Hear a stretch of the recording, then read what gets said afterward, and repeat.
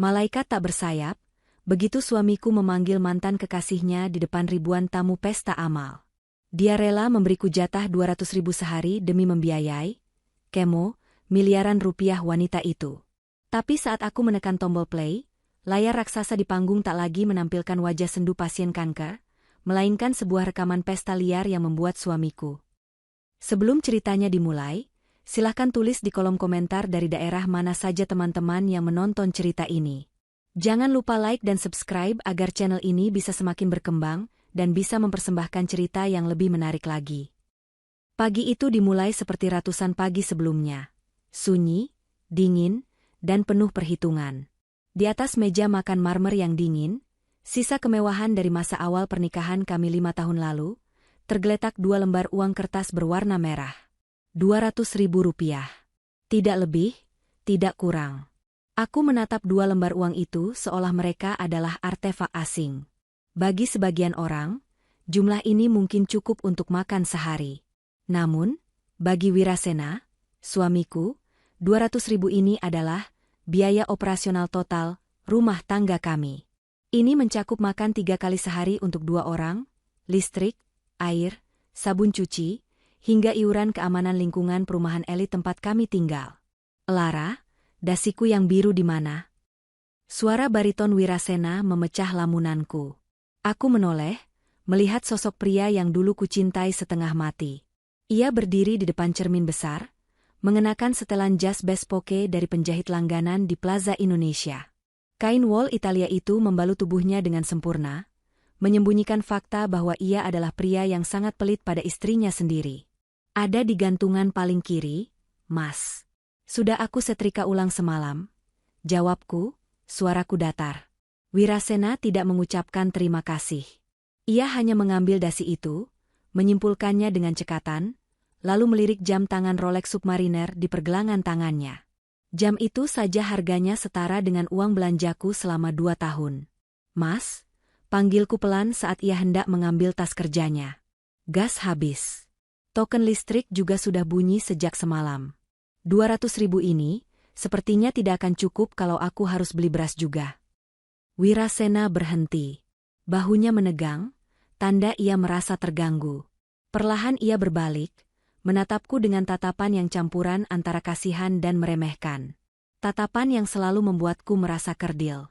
Lara, desisnya sambil menggelengkan kepala. Kamu ini mantan auditor, kan? Harusnya kamu pintar mengelola cash flow. Masa uang segitu saja tidak cukup? Kita ini sedang masa prihatin, sayang. Aku sedang membangun fondasi agar kita bisa pensiun dini di usia 45. Kamu harusnya mendukung aku, bukan malah merengek minta tambah terus. Tapi Mas, harga kebutuhan pokok naik. Telur naik, cabai naik. Ya kamu cari substitusinya dong. Potongnya cepat, nada suaranya meninggi 1 oktav. Jangan manja. Masak yang sederhana. Tahu, tempe, sayur bening. Sehat dan murah. Jangan biasakan hidup boros. Ingat, kekayaan itu bukan seberapa banyak yang kita hasilkan, tapi seberapa banyak yang bisa kita simpan. Ia berjalan mendekat, mengecup keningku sekilas, ciuman yang terasa hambar dan terburu-buru, lalu mengambil kunci mobil. Aku berangkat. Jangan lupa, malam ini aku mau makan sop buntut. Bikin sendiri ya, jangan beli. Lebih higienis dan hemat. Tanpa menunggu jawabanku, Wirasena melangkah keluar. Beberapa detik kemudian, terdengar deru halus mesin sedan Eropa miliknya menjauh dari garasi. Aku ditinggalkan sendirian di rumah besar yang mulai terasa seperti penjara, dengan 2 lembar uang merah yang harus kucukup-cukupkan untuk membeli gas, listrik, beras, dan daging buntut sapi yang harganya saja sudah pasti melebihi anggaran hari ini. Aku menghela napas panjang, menahan gemuruh di dada. Dulu, aku adalah wanita karir yang mandiri.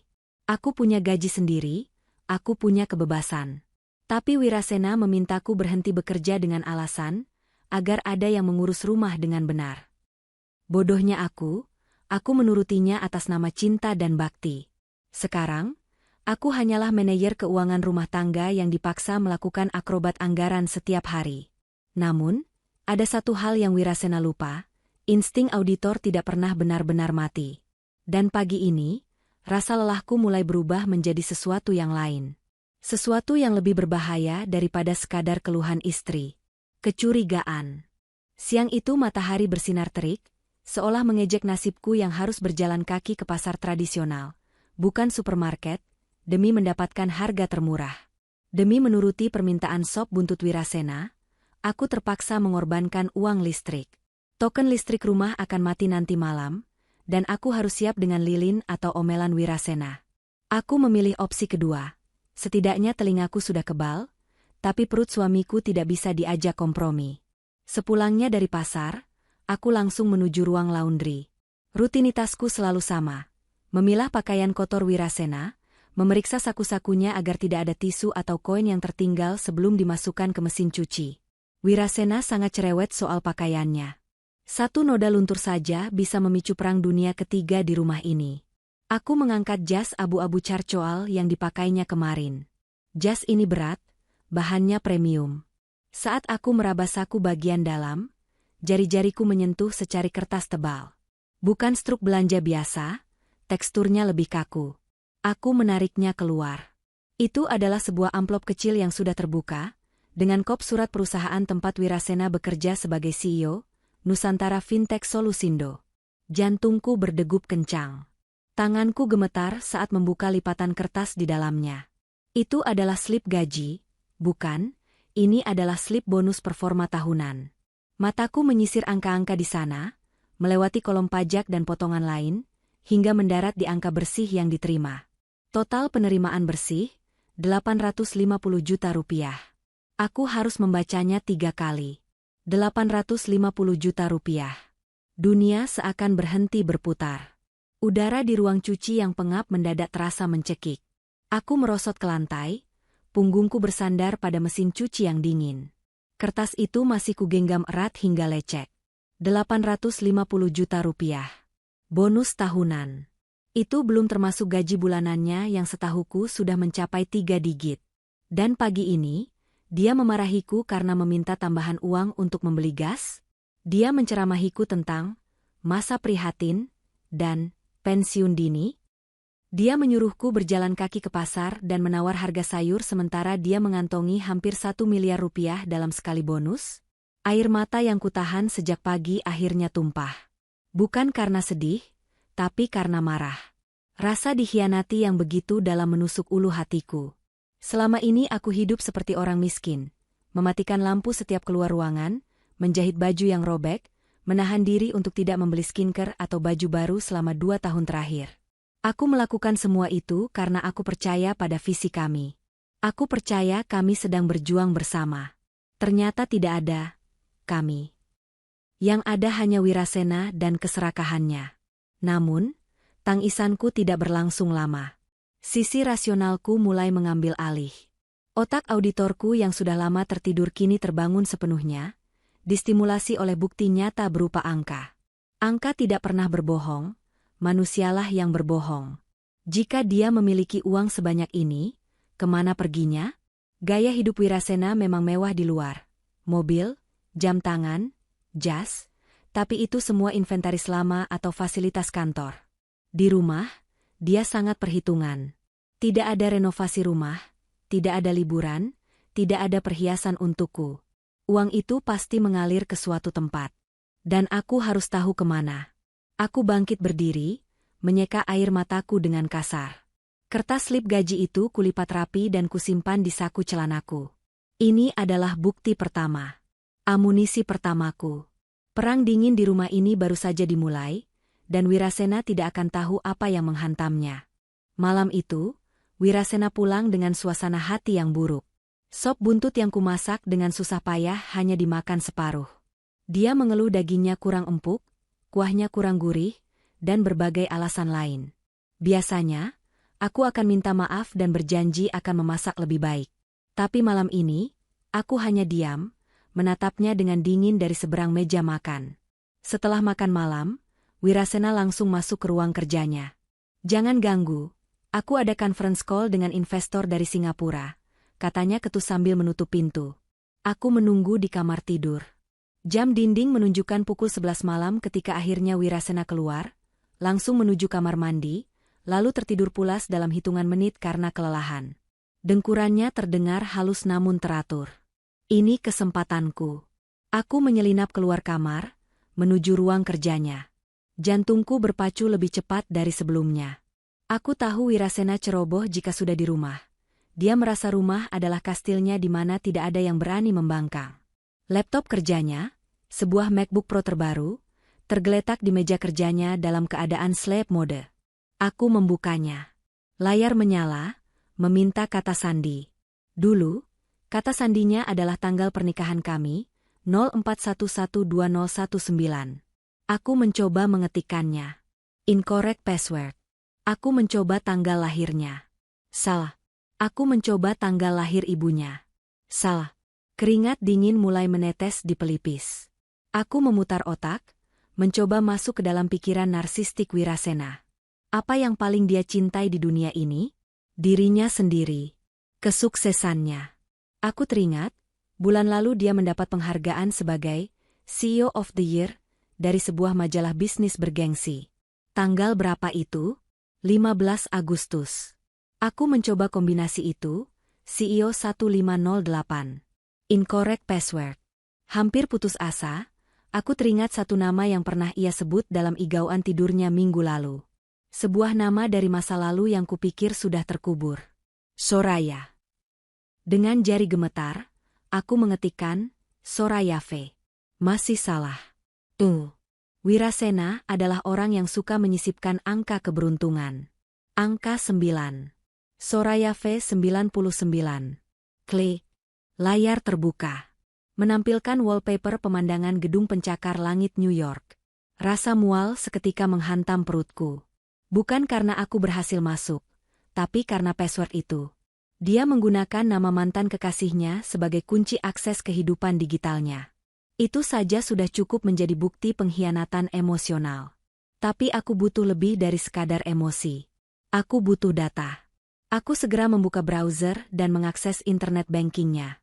Untungnya, browser itu menyimpan username dan password secara otomatis, hanya butuh token untuk transaksi, tapi aku bisa melihat mutasi tanpa token. Mataku menelusuri deretan angka di layar. Mutasi rekening Wirasena bulan ini sangat aktif. Gaji masuk, 125 juta rupiah, bulanan.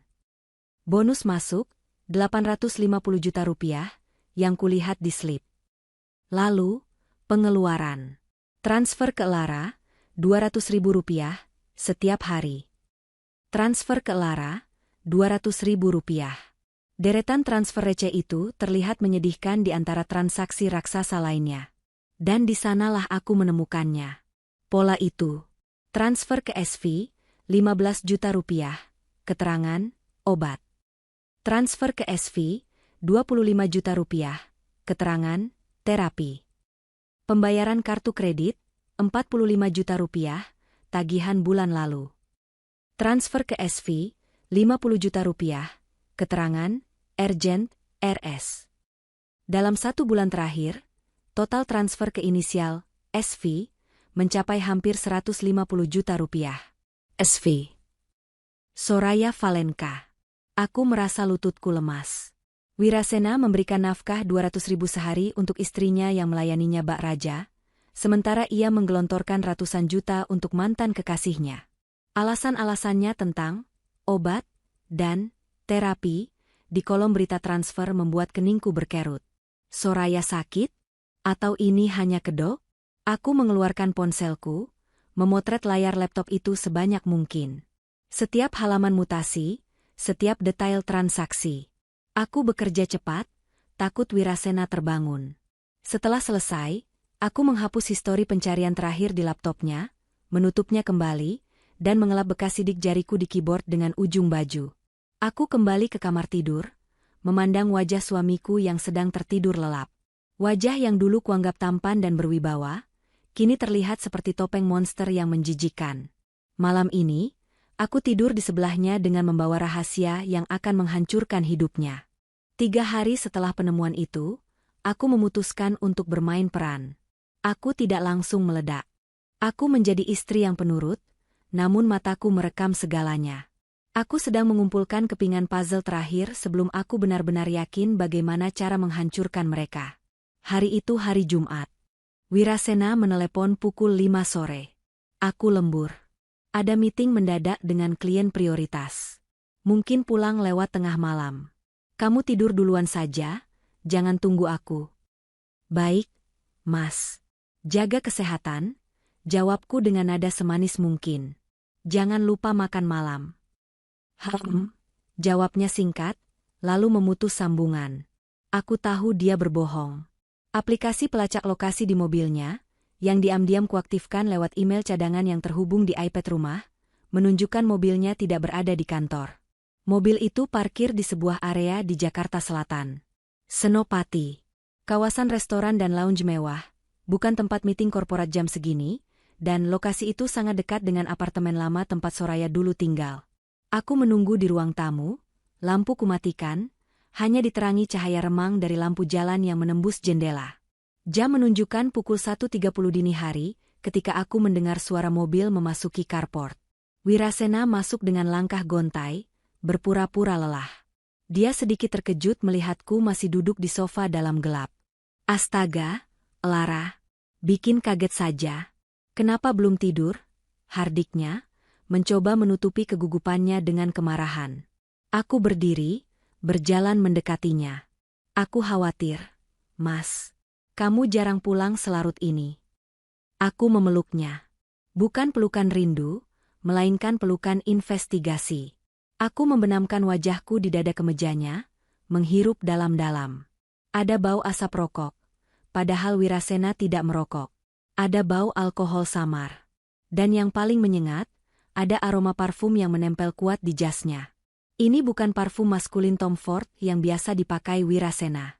Ini aroma floral yang manis, berat, dan sangat mewah. Campuran amber, jasmine, dan saffron. Aku tahu aroma ini. Ini Baccarat Rouge 540. Parfum Niche yang harganya sebotol kecil bisa untuk biaya makanku sebulan. Aku melepaskan pelukan, menatap matanya. Dia tampak gelisah, menghindari tatapanku. Kamu wangi sekali untuk orang yang habis meeting alot di kantor yang penuh asap rokok. Sindirku halus. Wirasena mundur selangkah, membuka jasnya dengan kasar. Klienku merokok di ruangan. Dan mungkin ketempelan parfum sekretaris atau siapalah saat di lift. Kamu jangan mulai curiga yang tidak-tidak deh. Aku capek cari uang. Aku tidak bilang aku curiga, Mas.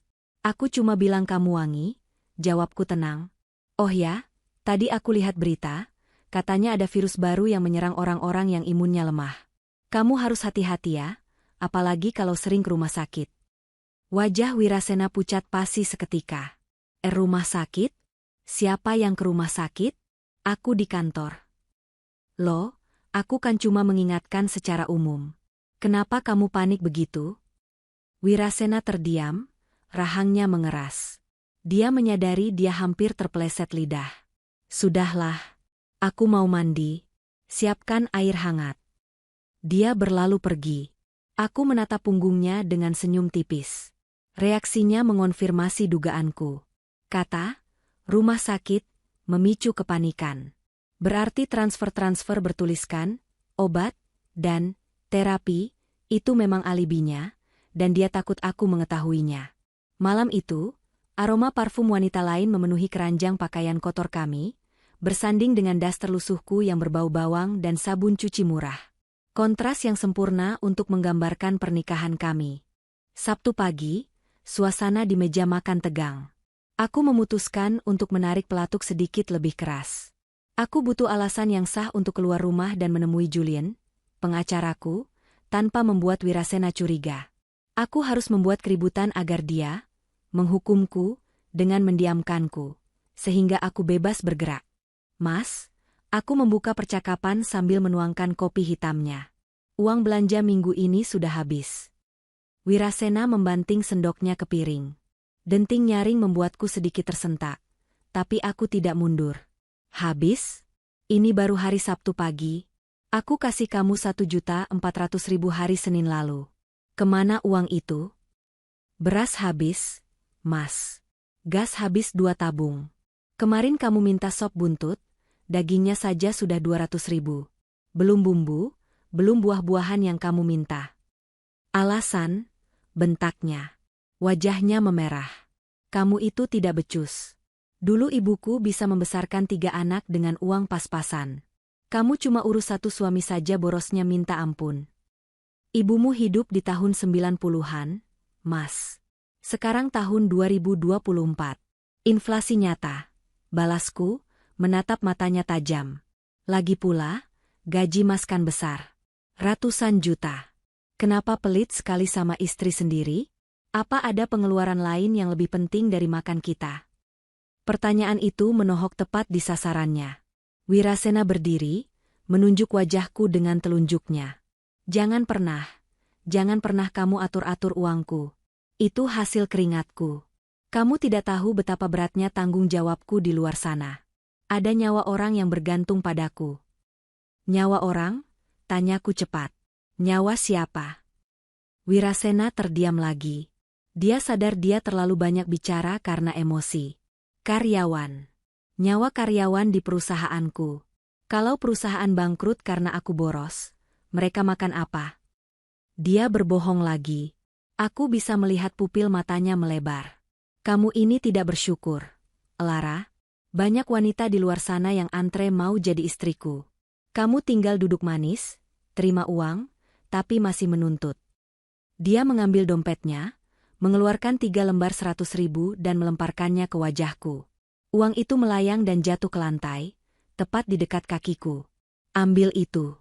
Itu jatah untuk 3 hari ke depan. Jangan minta lagi sebelum Selasa. Kalau kamu masih tidak bisa mengaturnya, jangan makan. Biar kamu rasa bagaimana susahnya cari uang. Dia menyambar kunci mobilnya. Aku mau golf. Jangan telepon aku. Wirasena pergi dengan membanting pintu utama. Aku berdiri diam, memandangi 3 lembar uang di lantai. Harga diriku rasanya ikut jatuh di sana. Namun, aku tidak menangis kali ini. Aku membungkuk, memungut uang itu. 300.000 rupiah. Lumayan, cukup untuk ongkos taksi ke kantor Julien Kalandra, dan mentraktirnya makan siang sebagai pembuka konsultasi hukum. Terima kasih, Mas, bisikku pada ruangan kosong. Uang ini akan kupakai untuk menyewa orang yang akan mengambil semua hartamu. Aku bergegas ke kamar, mengganti dasterku dengan pakaian terbaik yang masih kumiliki, sebuah dress batik lama yang masih layak pakai. Aku memoleskan sedikit make up untuk menyamarkan mata pandaku. Hari ini, Lara si istri penurut sedang cuti. Hari ini, Lara si auditor investigasi akan mulai bekerja. Aku mengambil tas, memasukkan ponsel yang berisi foto-foto bukti, dan melangkah keluar rumah dengan tujuan pasti. Tujuanku bukan pasar, melainkan kantor firma hukum Kalandra O Partners. Gedung perkantoran di kawasan SCBD itu menjulang tinggi, memantulkan cahaya matahari siang yang menyengat. Di lobi lantai 18, tulisan perak Kalandra O Partners menyambutku dengan aura intimidasi yang elegan. Ini adalah dunia yang dulu akrab denganku, dunia profesionalisme, hukum, dan logika, sebelum aku terkubur dalam dunia domestik yang menyesakan. Resepsionis menatapku dengan sedikit kerutan di dahi. Penampilanku mungkin tidak semewah, klien-klien Julien yang biasanya datang dengan tas Hermes dan sepatu low boutin. Dress batikku rapi, tapi jelas bukan koleksi musim terbaru. Saya Lara Anindya. Saya ingin bertemu Julien Kalandra.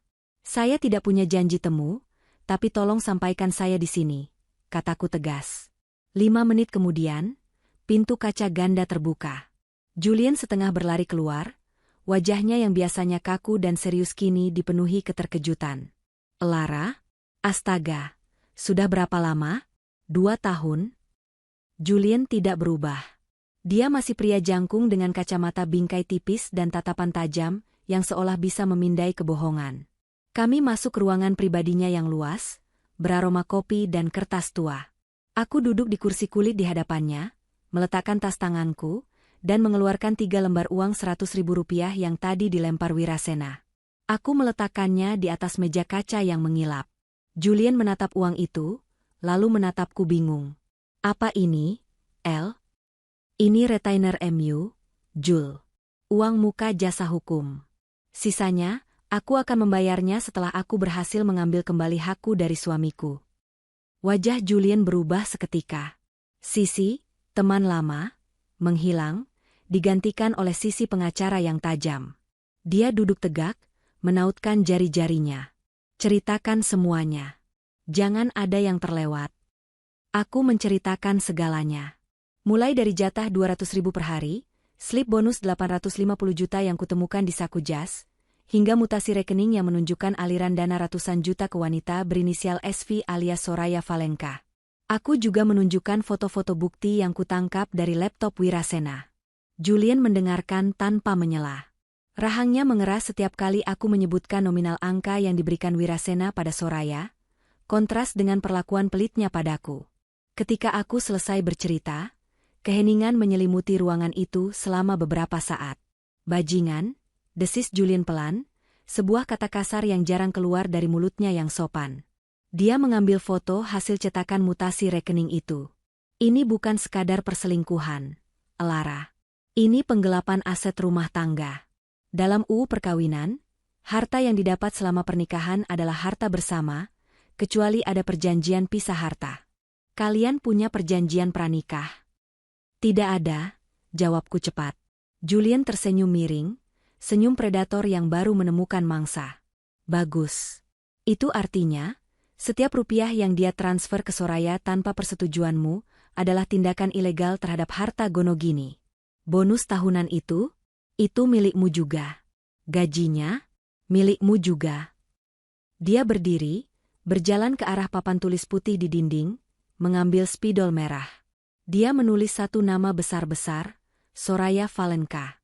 Masalahnya begini, Wirasena adalah tipe narsistik yang merasa dirinya pahlawan. Dia mentransfer uang itu dengan keterangan, obat, dan terapi. Jika kita gugat sekarang, dia akan beralasan itu adalah pinjaman kemanusiaan atau donasi. Hakim bisa saja lunak padanya. Jadi apa rencanaku? Tanyaku. Kita harus buktikan bahwa sakitnya adalah palsu, kata Julian tajam. Dan kita harus buktikan bahwa uang itu digunakan untuk gaya hidup, bukan pengobatan. Kita tidak hanya akan menceraikan Wirasena. Kita akan memiskinkannya dan menjebloskan Soraya ke penjara atas tuduhan penipuan. Julian kembali duduk, menatapku lekat. Kamu siap bermain kotor? Karena mereka sudah bermain kotor sejak lama. Aku menatap 3 lembar uang di meja itu, simbol penghinaan Wirasena padaku. Rasa takutku sudah habis terbakar amarah. Aku siap, Jul. Ajari aku cara menghancurkan mereka tanpa menyentuh mereka. Berdasarkan data yang digali tim Julian dari riwayat lokasi ponsel Wirasena, Julian memiliki tim IT forensik yang mengerikan hebatnya. Wirasena sering mengunjungi sebuah rumah sakit swasta elit di Jakarta Pusat setiap hari Selasa dan Kamis saat jam makan siang. Hari ini hari Selasa. Aku meminjam mobil operasional kantor Julian, sebuah SUV hitam dengan kaca gelap, agar Wirasena tidak mengenali kendaraan kami. Aku menyetir sendiri, mengenakan topi lebar dan kacamata hitam besar, serta masker medis. Penyamaran standar, tapi efektif di lingkungan rumah sakit. Pukul 11.45, mobil Wirasena masuk ke lobi utama Royal Wellness Hospital. Dia turun dengan tergesa-gesa, membawa sebuah paper bag dari butik perhiasan Tiffany Oko. Hatiku mencelos. Untukku, dia membelikan beras curah di pasar. Untuk wanita sakit itu, dia membawa kotak biru muda yang ikonik itu. Apakah perhiasan bisa menyembuhkan kanker? Atau itu jimat penolak bala? Aku memarkir mobil agak jauh dan mengikutinya masuk. Rumah sakit ini tidak berbau obat. Lobi utamanya lebih mirip hotel bintang 5 dengan lantai marmer, chandelier kristal, dan alunan piano live. Tidak ada antrean BPJS di sini. Ini adalah tempat di mana orang kaya membayar untuk kenyamanan, bahkan saat sekarat. Wirasena langsung menuju lift khusus bertuliskan Executive Suites. Aku tidak bisa masuk ke sana karena butuh kartu akses. Namun, Julian sudah membekaliku dengan strategi. Aku berjalan ke resepsionis, berpura-pura panik sambil memegang ponsel. Mbak, tolong suami saya. Pak Wirasena baru saja naik ke atas, ke kamar Ibu Soraya. Saya asisten pribadinya, ada dokumen penting tertinggal di mobil. Beliau di kamar nomor berapa ya? Saya takut dimarahi kalau telat menyusul. Resepsionis itu, wanita muda yang tampak lelah namun tetap ramah, mengecek komputer. Pak Wirasena, oh, ke suite 808 ya, Bu? Kamar Ibu Soraya Valenka. Betul. Lantai 8 ya? Terima kasih, Mbak. Aku segera menuju lift umum, menekan tombol lantai 8. Jantungku berdegup kencang, bukan karena takut ketahuan, tapi karena adrenalin pemburu yang sedang mengintai mangsa. Lantai 8 sangat sunyi. Karpet tebal meredam suara langkah kakiku. Di sepanjang lorong, lukisan abstrak tergantung di dinding. Tidak ada berangkar atau perawat yang berlarian. Hanya ada pintu-pintu kayu jati yang kokoh. Aku menemukan kamar 808. Pintunya sedikit terbuka, kebiasaan ceroboh Wirasena yang selalu merasa aman. Dari celah itu, aku bisa melihat sebagian interior kamar. Itu bukan kamar rawat inap biasa. Ada sofa kulit, TV layar datar 60 inci, dan minibar. Dan di sana, di atas ranjang pasien yang bisa diatur posisinya, duduk seorang wanita. Soraya. Dia terlihat cantik. Terlalu cantik untuk orang yang katanya sedang berjuang melawan penyakit mematikan. Wajahnya dipoles make-up tipis, no make-up look. Rambutnya di-blow sempurna. Dia mengenakan piyama sutra, bukan baju pasien rumah sakit. Wirasena duduk di kursi di samping ranjang, memegang tangan Soraya dengan raut wajah penuh kekhawatiran yang memuakan. Aku mengeluarkan ponselku, mengaktifkan mode perekam suara, dan mendekatkan diri ke celah pintu. Aku menahan napas. Inilah saatnya mendengar sandiwara mereka. Suara Soraya terdengar lemah, serak, dan dibuat-buat. Sebuah akting yang mungkin akan memenangkan piala citra jika jurinya adalah laki-laki bodoh seperti suamiku. Sakit sekali, Mas, rasanya tulang-tulangku seperti ditusuk jarum, rintih Soraya. Dia memegang dadanya secara dramatis. Dokter bilang, obat kemo yang kemarin tidak mempan. Tubuhku menolak. Ada obat baru dari Jerman, satu ampul harganya 50 juta. Tapi aku nggak mau merepotkan kamu lagi. Biar aku mati saja. Hus! Jangan bicara begitu, potong Wirasena panik. Suaranya bergetar. Uang bukan masalah, Soraya. Berapapun biayanya, aku akan usahakan. Kamu harus sembuh. Kamu satu-satunya wanita yang mengerti aku. Aku menggigit bibir bawahku menahan mual. Wanita yang mengerti aku, katanya. Padahal akulah yang setiap pagi menyiapkan bajunya, mengatur makanannya, mendengarkan keluh kesahnya soal kantor, dan mengelola uang receh yang dia berikan agar dia bisa terlihat kaya. Tapi Mas. Soraya terisak pelan, air mata buaya mulai menetes. Istrimu. Lara, dia pasti curiga kalau uangmu terus berkurang. Aku nggak mau jadi perusak rumah tangga orang. Lara tidak tahu apa-apa, jawab Wirasena dengan nada meremehkan yang membuat darahku mendidih. Dia itu polos dan penurut. Dia pikir kita lagi masa prihatin.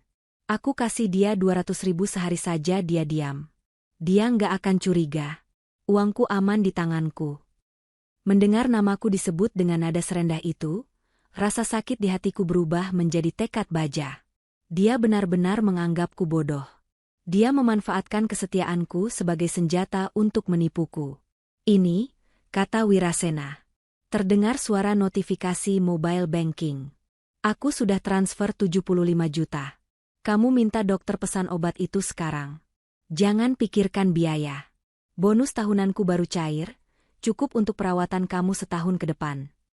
Mas Wirasena, kamu malaikatku, isak Soraya, lalu dia memeluk Wirasena. Dari celah pintu, aku melihat tangan Soraya yang melingkar di punggung Wirasena. Jari-jarinya lentik dengan nail art yang rumit dan mahal. Dan yang paling penting, saat wajah Wirasena terbenam di bahunya, ekspresi sedih Soraya lenyap seketika. Dia menatap ke arah paper bag Tiffany di atas meja dengan seringai tamak yang mengerikan. Dia tersenyum, senyum kemenangan iblis betina. Dia tidak sakit. Tidak ada orang yang sedang kesakitan luar biasa bisa tersenyum selicik itu detik berikutnya.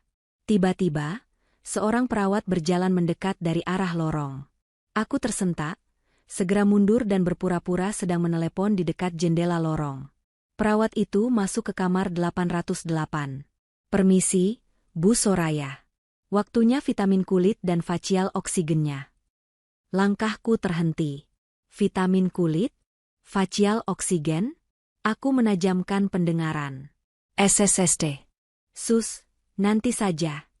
Suara Soraya mendesis tajam, nadanya berubah total dari yang tadi merintih. Oh, maaf Bu. Saya kira Bapak sudah pulang. Jawab perawat itu bingung. Vitamin kulit? Tanya Wirasena heran. Katanya mau suntik pereda nyeri. Iya, Mas. Soraya tergagap sejenak, tapi dengan cepat menguasai keadaan. Itu istilah mereka untuk suplemen pendamping kemo, supaya kulitku nggak gosong karena radiasi. Sus ini memang suka salah sebut. Oh, begitu. Ya sudah, lakukan yang terbaik. Sus, kata Wirasena, kembali tertipu mentah-mentah. Aku merekam semuanya. Percakapan tentang vitamin kulit dan facial oksigen itu adalah emas. Ini bukan pengobatan kanker. Ini salon kecantikan berkedok rawat inap. Aku menyimpan rekaman itu, merapikan maskerku, dan berjalan cepat menuju lift. Aku sudah mendapatkan apa yang kubutuhkan. Saat pintu lift tertutup, aku melihat bayanganku di cermin logam. Mataku tidak lagi sayu. Mataku menyala. Wirasena baru saja mentransfer 75 juta untuk vitamin kulit, selingkuhannya. Sementara tadi pagi dia membanting sendok karena aku minta uang gas. Baiklah, Wirasena.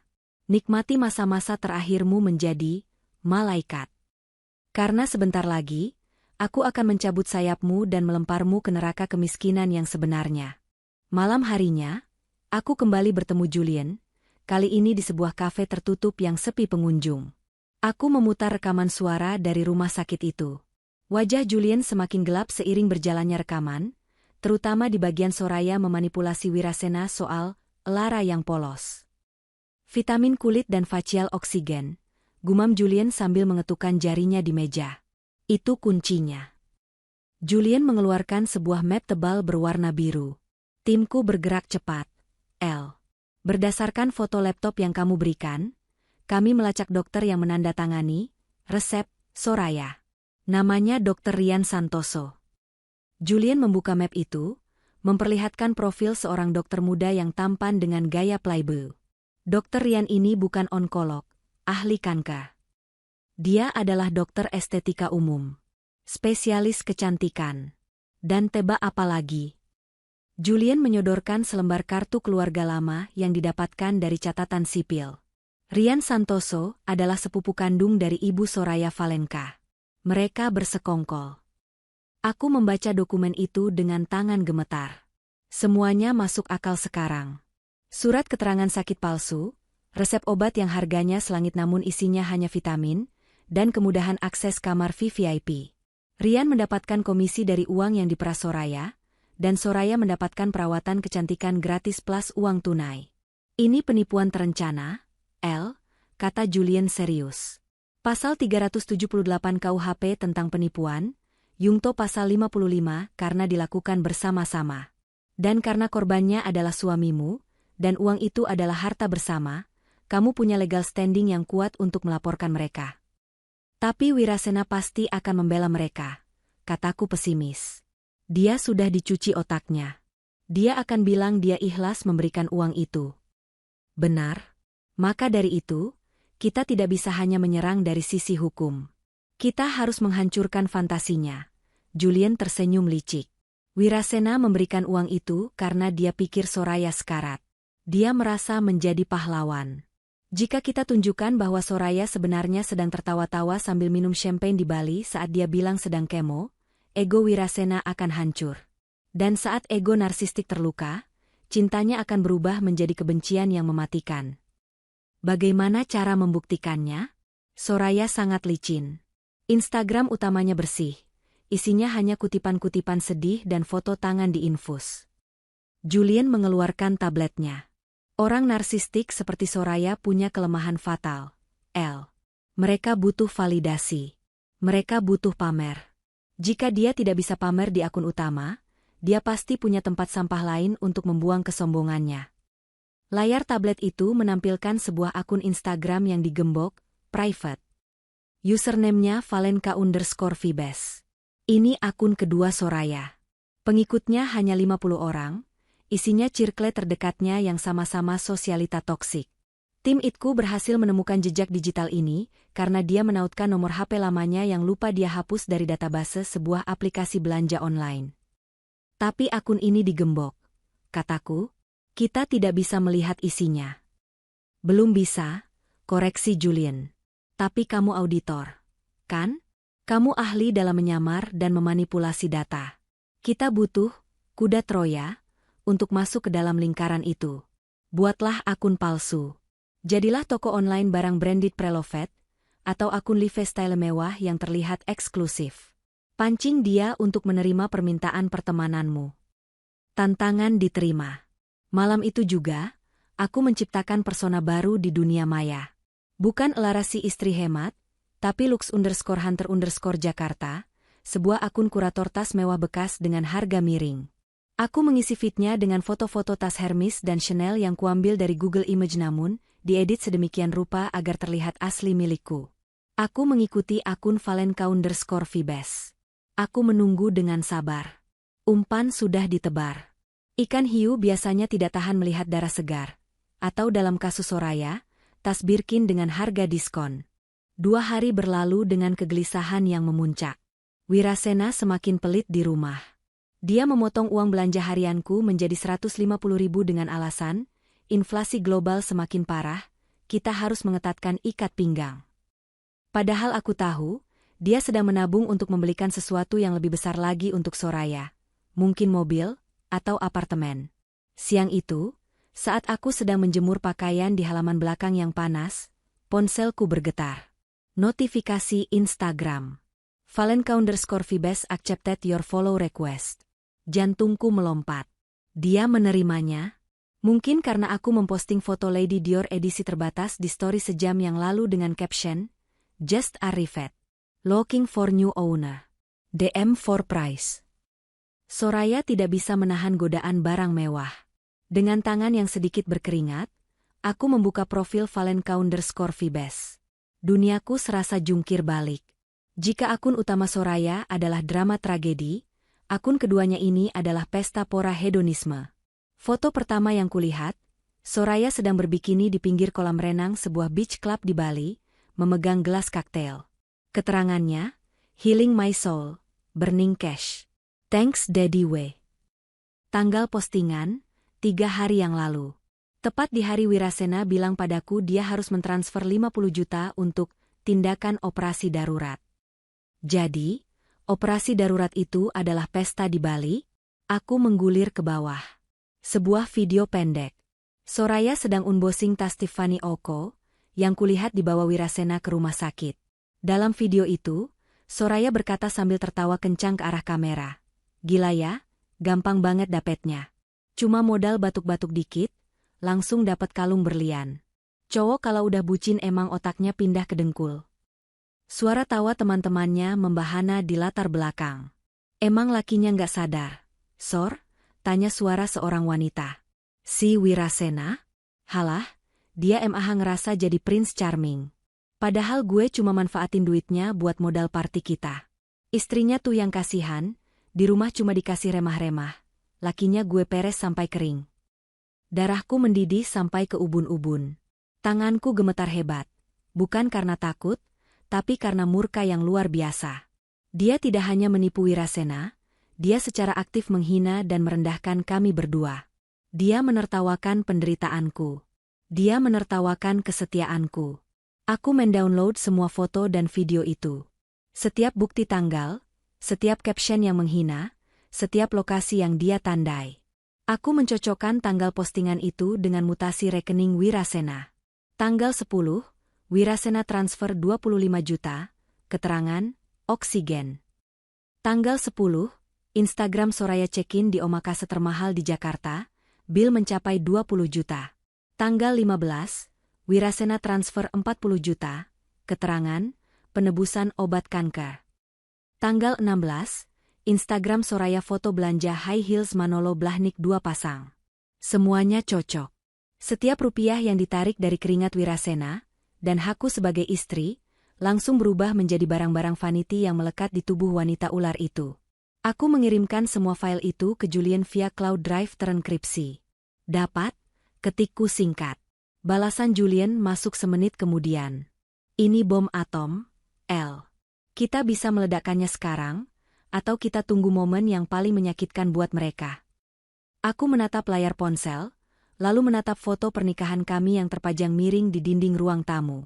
Debu menempel di bingkainya, seolah menggambarkan pernikahan ini yang sudah lama kotor. Aku mengetik balasan, tunggu. Minggu depan Soraya ulang tahun. Aku dengar dia mau bikin pesta amal untuk pejuang kanker. Wirasena pasti diundang. Kita ledakkan di sana. Aku meletakkan ponselku. Senyum dingin tersungging di bibirku. Aku kembali melanjutkan menjemur pakaian suamiku. Setiap helai baju yang kujemur terasa seperti kain kafan bagi pernikahan kami. Tapi tidak apa-apa. Karena setelah ini, aku tidak akan menjadi istri yang mencuci baju lagi. Aku akan menjadi wanita yang mencuci bersih hidupku dari parasit bernama Wirasena dan Soraya. Perang terbuka sudah di depan mata. 1 minggu berlalu sejak aku menemukan akun Instagram rahasia Soraya. Hari-hari di rumah terasa seperti berjalan di atas pecahan kaca. Wirasena semakin sering pulang larut, dan setiap kali dia pulang, dia membawa alasan-alasan baru tentang betapa sulitnya ekonomi dan betapa pentingnya berhemat. Namun, Julian menghubungiku dengan kabar yang jauh lebih buruk daripada sekadar tagihan kartu kredit atau struk belanja. Datang ke kantor sekarang, L. Bawa semua dokumen identitasmu. Pesan singkat Julian masuk saat aku sedang menghitung uang kembalian tukang sayur. 1 jam kemudian, aku duduk di ruangan Julian. Kali ini, tidak ada kopi atau basa-basi. Di meja, terhampar sebuah dokumen tebal dengan kop Badan Pertanahan Nasional dan sebuah akta notaris yang masih berbau tinta segar. Kamu bilang kalian tinggal di rumah warisan orang tuamu, kan? Tanya Julian tanpa pembukaan. Iya. Rumah itu atas namaku, pemberian bapak sebelum meninggal. Jawabku. Julian mengangguk, lalu menyorongkan dokumen di meja itu ke arahku. Lalu, ini rumah siapa? Aku membaca dokumen itu. Sertifikat hak milik atas satuan rumah susun, apartemen. Lokasinya di Depaku Buono Spring, salah satu kawasan hunian vertikal paling elit di Jakarta Selatan. Harganya? Miliaran rupiah. Mataku membelalak saat melihat nama pemilik yang tertera di sana. Bukan Wirasena. Tertulis, Soraya Valenka. Namun, Julian segera membalik halaman ke bagian lampiran pembayaran dan akad kredit. Penjamin dan pembayar utama, Wirasena. Wirasena membelikan apartemen ini 3 bulan yang lalu. Jelas Julian dengan suara berat, seolah ia sendiri jijik menyampaikan fakta ini. Dia membelinya dengan skema hard cash bertahap. Uang muka 50% dibayar tunai dari pencairan reksadana yang dia klaim sebagai kerugian investasi dalam laporan keuangan rumah tangga kalian. Dadaku sesak. 3 bulan lalu, itu adalah masa di mana Wirasena memotong uang belanjaku dari 500.000 menjadi 200.000. Waktu itu dia pulang dengan wajah lesu, bercerita bahwa pasar saham hancur dan tabungan kami tergerus habis. Aku, sebagai istri yang bodoh dan suportif, memeluknya dan berkata, "Tidak apa-apa, Mas. Kita mulai lagi dari nol. Aku akan lebih hemat." Ternyata, kerugian itu adalah uang muka apartemen untuk mantan kekasihnya. Dia menggunakan tabungan pendidikan anak yang bahkan belum kami miliki. Suaraku bergetar, separuh berbisik. Kami punya rekening bersama untuk masa depan. Dia bilang isinya kosong karena krisis. Ternyata isinya pindah ke Paku Buwono. Dan bukan hanya itu, tambah Julian. Dia menunjukkan lembar lain. Apartemen ini diisi dengan perabotan custom. Desainernya dibayar mahal. Total aliran dana yang keluar untuk apartemen ini sudah mencapai 4,5 miliar rupiah dalam 6 bulan terakhir. Aku merasa ingin muntah. 4,5 miliar. Sementara aku harus menambal dasterku yang sobek, karena malu minta uang beli baju baru. Soraya pintar, kata Julian.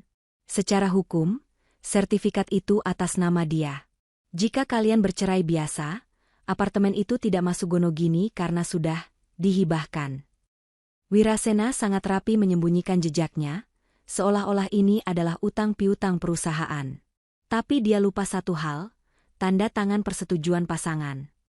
Julian menunjuk sebuah kolom kosong di akta notaris pembelian aset. Untuk pembelian aset sebesar ini menggunakan dana pribadi suami, seharusnya ada persetujuan istri. Di sini, Wirasena memalsukan tanda tanganmu, atau dia menggunakan surat kuasa palsu. Kami sedang memverifikasi tanda tangan ini di lab kriminologi. Aku menatap tanda tangan itu. Itu mirip tanda tanganku, tapi ada tarikan garis yang ragu.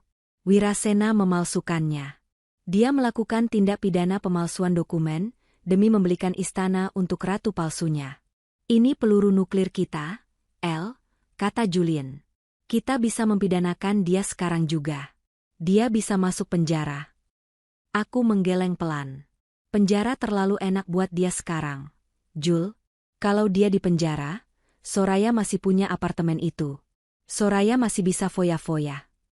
Aku menatap Julian dengan tatapan yang sudah mati rasa. Rasa sakit hati itu sudah hilang, berganti menjadi dingin yang menusuk.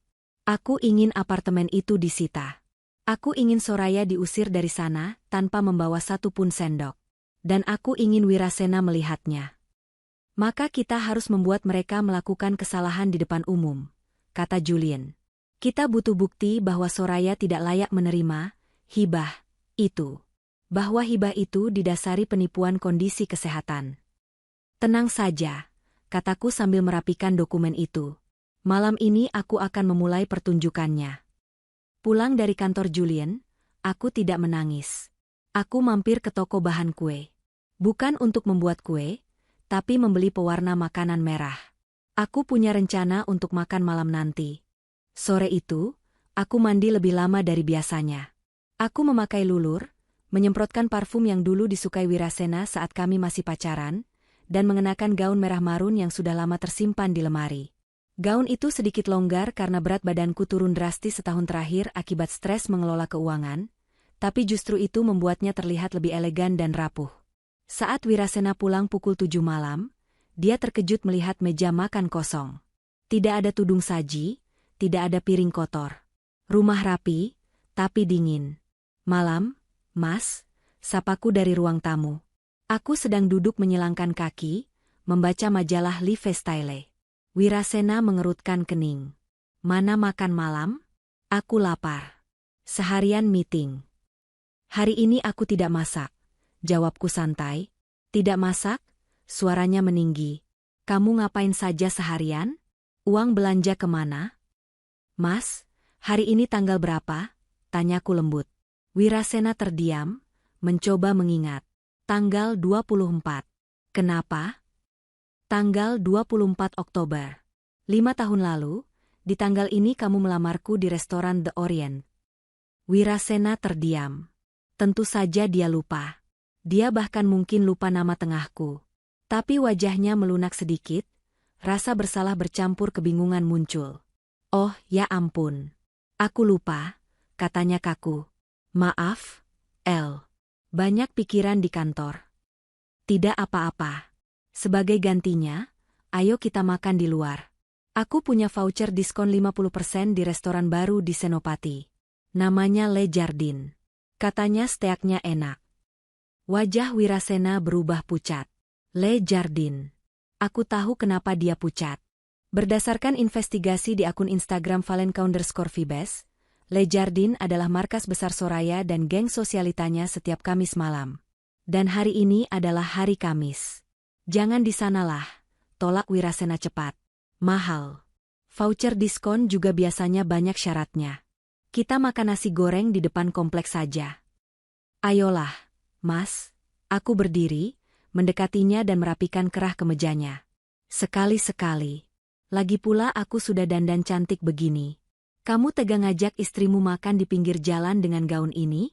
Katanya CEO, masa makan di tenda terus. Aku menyentil egonya. Itu tombol paling mudah ditekan pada Wirasena. Dia menatapku, lalu menatap jam tangannya. Mungkin dia berpikir Soraya tidak akan ada di sana. Atau kalaupun ada, dia bisa mengaturnya. Oke. Kita ke sana. Tapi pesan yang wajar saja. Jangan mentang-mentang diskon kamu pesan yang mahal-mahal. Siap, bos, jawabku sambil tersenyum manis. Senyum yang menyembunyikan belati. Perjalanan ke Senopati terasa hening. Wirasena gelisah di balik kemudi. Dia berkali-kali mengecek ponselnya, mungkin mengirim pesan peringatan pada Soraya. Tapi aku tahu, Soraya tipe orang yang meletakkan ponsel di tas saat sedang asyik pesta. Atau lebih baik lagi, aku sudah meminta Julian melakukan sedikit trik. Tim It Julian telah membanjiri notifikasi ponsel Soraya dengan spam bot sejak 1 jam lalu, sehingga pesan Wirasena pasti tenggelam di antara ribuan notifikasi sampah. Sesampainya di Le Jardin, suasana restoran sangat hidup. Musik jazz mengalun, gelas berdenting, dan aroma truffle memenuhi udara. Wirasena tampak seperti maling yang masuk ke kantor polisi. Matanya liar memindai setiap sudut ruangan. Kita duduk di pojok sana saja, yang sepi, ajak Wirasena, menarik tanganku ke area sudut yang gelap. Nggak mau gelap. Di tengah saja, dekat live music, bantahku, menariknya ke meja nomor 12, meja yang strategis karena memiliki pandangan langsung ke area VIP lounge. Kami duduk. Wirasena tidak bisa tenang. Dia duduk membelakangi area VIP, berharap punggungnya bisa menjadi tameng. Tapi aku duduk menghadap langsung ke sana. Dan benar saja. Di sana, di sofa bludru hijau zamrud area VIP, duduklah sang ratu penipu. Soraya Valenka. Dia tidak sendiri. Dia dikelilingi 4 orang temannya. Di meja mereka terdapat 3 botol Muto Chandon, menara seafood, dan asap rokok mengepul tebal.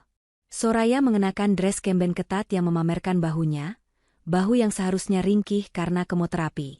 Mas, panggilku sambil membuka buku menu. Kamu mau ribeye atau tenderloin? Terserah. Samakan saja, jawabnya ketus, matanya terus menunduk ke meja. Oke. Mas, ngomong-ngomong soal kesehatan, teman SMA-ku ada yang meninggal kanker minggu lalu. Kasihan sekali. Badannya kurus kering, rambutnya rontok habis. Kanker itu mengerikan ya? Wirasena tersentak. Dia meminum air putihnya dengan gugup. Ya memang ngeri. Makanya kita harus jaga kesehatan. Iya. Tapi aneh ya, ada orang yang sakit kanker tapi malah terlihat segar bugar. Apa itu mukjizat? Maksudmu apa? Wirasena menatapku tajam. Tiap orang beda kondisi fisiknya. Jangan julid. Bukan julid, Mas. Cuma kagum, kataku sambil mengarahkan pandanganku ke belakang bahu Wirasena. Seperti wanita di belakangmu itu. Cantik sekali, sangat hidup.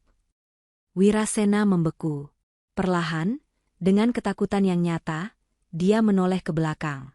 Waktu seakan melambat saat Wirasena melihat pemandangan itu. Soraya sedang berdiri di atas sofa, memegang gelas champagne di tangan kanan dan rokok elektronik di tangan kiri. Dia tertawa lepas, kepalanya mendongak ke belakang, leher jenjangnya terekspos. Tidak ada tanda-tanda sakit. Tidak ada infus. Tidak ada wajah pucat. Dia bersinar karena alkohol dan kegembiraan. Salah satu teman prianya merangkul pinggang Soraya, dan Soraya tidak menolaknya. Malah, dia berbisik sesuatu ke telinga pria itu lalu tertawa lagi. Wajah Wirasena berubah dari pucat menjadi merah padam. Bukan karena malu, tapi karena cemburu dan syok. Fantasi, wanita lemah yang butuh perlindungan, yang selama ini dia bangun di kepalanya hancur berantakan dalam 1 detik. Soraya, desis Wirasena tanpa sadar. Suara musik berhenti sejenak saat pergantian lagu. Di keheningan sesaat itu, suara tawa Soraya terdengar jelas ke seluruh ruangan. Gila lo, Rick. Sumpah, besok gue harus akting lemes lagi nih kalau si ATM berjalan dateng. Seru Soraya lantang pada teman prianya. Beberapa orang di meja sebelah menoleh. Aku menahan napas. ATM berjalan. Julukan yang sangat tepat. Wirasena mendengarnya. Jelas sekali dia mendengarnya. Rahangnya mengeras sampai urat lehernya menonjol. Dia berdiri secara impulsif. Kursinya berdecit keras bergesekan dengan lantai marmer. Suara decitan itu membuat Soraya menoleh. Mata mereka bertemu. Dunia Soraya runtuh. Gelas champagne di tangannya miring, menumpahkan isinya ke gaun mahalnya. Wajahnya yang tadi merah merona karena alkohol, seketika menjadi putih pasi seperti mayat. Dia melihat Wirasena berdiri di sana, menatapnya dengan campuran rasa tidak percaya dan kemarahan.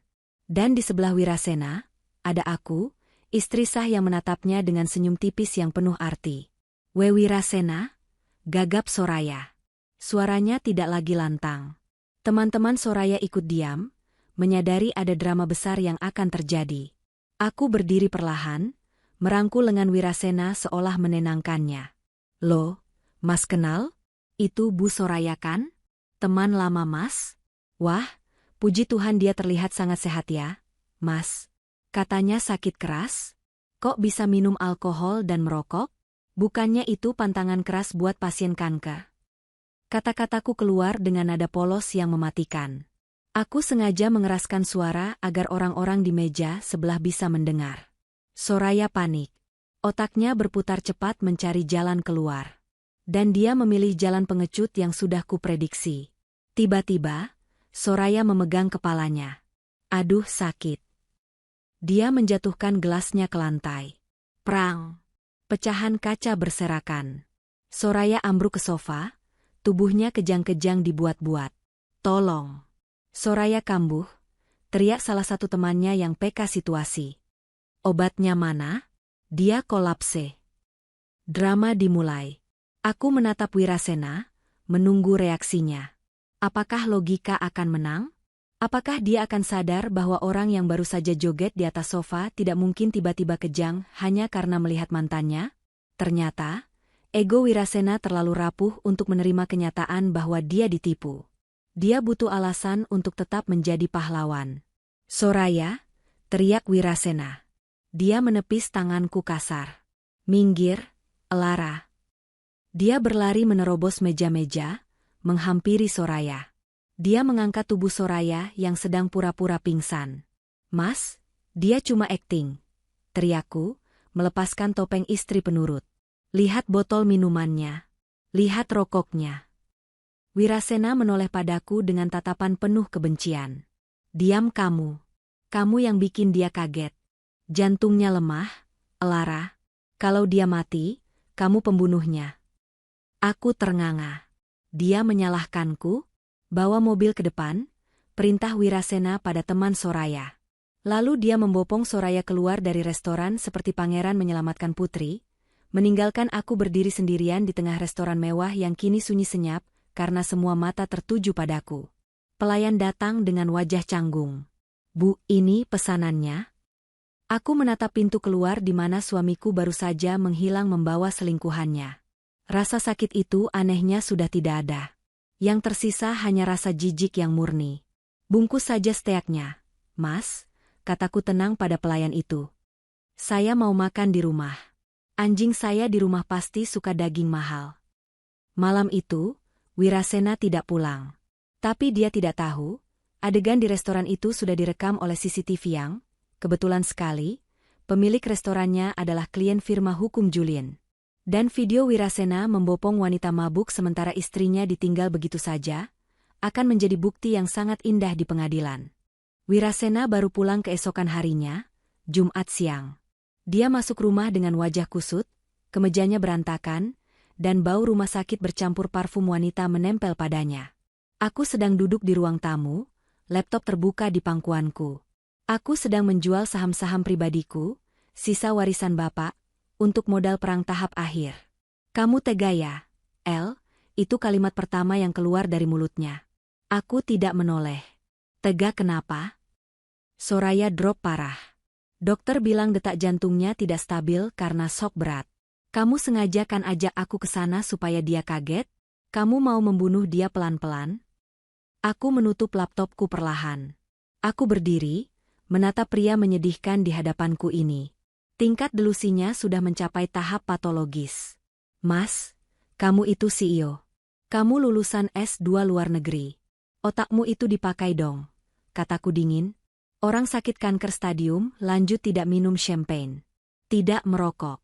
Tidak joget di atas sofa. Dia itu mabuk, Mas. Dan dia kaget karena kebohongan dia terbongkar di depan matamu. Cukup, bentak Wirasena. Dia melempar tas kerjanya ke sofa. Kamu tidak tahu apa-apa soal medis. Soraya itu tipe pejuang. Dia mencoba menikmati hidup di sisa waktunya. Itu coping mecanis dia. Dia minum sedikit alkohol untuk menghilangkan rasa sakit karena morfin sudah nggak mempan. Oh, jadi alkohol obat kanker sekarang? Aku tertawa sinis. Lalu apa kabar? ATM berjalan? Kamu dengarkan dia sebut kamu itu. Wajah Wirasena berkedut. Bagian itu adalah satu-satunya yang tidak bisa dia rasionalkan sepenuhnya, tapi dia tetap mencoba. Itu cuma bercandaan tongkrongan. Kamu orangnya kaku, makanya nggak ngerti. Soraya bilang itu sarkasme buat teman-temannya yang matre. Bukan buat aku. Luar biasa, aku bertepuk tangan pelan. Hebat sekali manipulasi wanita itu. Dia bisa membuat kamu percaya bahwa kotoran itu coklat. Jaga mulutmu. Wirasena maju selangkah, tangannya terkepal. Mulai sekarang, aku nggak mau dengar kamu hina Soraya lagi. Dan satu lagi, jatah uang belanjamu aku potong jadi 50.000 sehari. Itu hukuman buat kamu karena sudah bikin keributan semalam. Kamu harus belajar sopan santun dan empati. 50.000. Dia menghukumku. Dia pikir aku anak kecil yang bisa didisiplinkan dengan uang jajan. Dia pikir kuasanya ada pada uang receh itu. Baik, jawabku singkat. 50.000. Oke. Wirasena tampak bingung karena aku tidak melawan atau menangis. Dia mendengus, merasa menang. Bagus kalau sadar. Sekarang siapkan baju ganti buatku. Aku mau mandi lalu balik ke rumah sakit. Soraya butuh aku. Dia berjalan ke kamar mandi. Aku menatap punggungnya dengan tatapan terakhir. Silakan mandi, Mas. Nikmati air hangat terakhirmu di rumah ini, bisikku. Saat suara shower terdengar, aku tidak menyiapkan bajunya. Aku mengambil koper besar dari gudang. Tapi bukan untukku. Aku masuk ke walk-in closet Wirasena. Aku mengambil koleksi jam tangan mewahnya, Rolex, Panerai, Patek Philippe. Ada 5 buah. Aku masukkan ke dalam tasku. Aku mengambil koleksi sepatu sneakers limited edition-nya. Jordan, Yeezy. Semuanya. Aku mengambil stick golfnya yang seharga mobil LCGC. Aku menelepon kontak yang sudah disiapkan Julian. Seorang penadah barang mewah, batangan, tanpa kotak surat, yang berani bayar tunai di tempat. Halo, Koh Aheng? Saya ada barang. Iya, urgent. Jemput sekarang di alamat biasa. Bawa cash. Sabtu pagi. Wirasena bangun kesiangan karena kelelahan bolak-balik mengurus pasien. Dia keluar kamar dengan handuk melilit di pinggang, berteriak memanggilku. Elara, sarapan mana? Kopi mana? Hening. Elara. Dia berjalan ke dapur. Dapurnya dingin. Kompor tidak menyala. Kulkas kosong melompong, bahkan air dingin pun tidak ada. Rak piring kosong. Dia berjalan ke ruang tengah. TV 60 inci di ruang keluarga sudah hilang. Karpet Persia kesayangannya hilang. Sofa kulit Italia tempat dia biasa duduk bak raja, hilang. Ruang tengah itu melompong. Hanya menyisakan debu di lantai bekas barang-barang diletakkan.